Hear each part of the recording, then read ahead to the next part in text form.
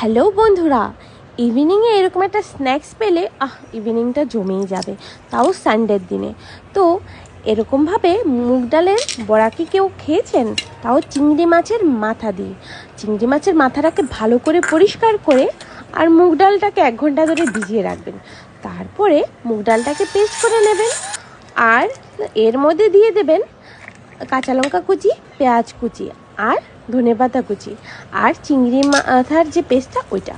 এর ভিতরে মশলা দেবেন নুন, হলুদ, জিরের গুঁড়ো, ধনের গুঁড়ো, লবণ, বেসন আর দিয়ে দেবেন একটু সামান্য তেল। ভালো করে মিক্সারটাকে মেখে আর ফ্রাই প্যানে সামান্য তেল দিয়ে শ্যালো ফ্রাই আমি তো করে নিয়েছি, আপনারা চাইলে ডিপ ফ্রাইও করতে পারেন।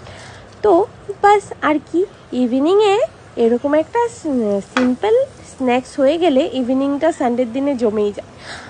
তো আপনারা বাড়িতে অবশ্যই এটা ট্রাই করবেন আর ট্রাই করে আমাকে জানাবেন যে এটা কেমন হয়েছে।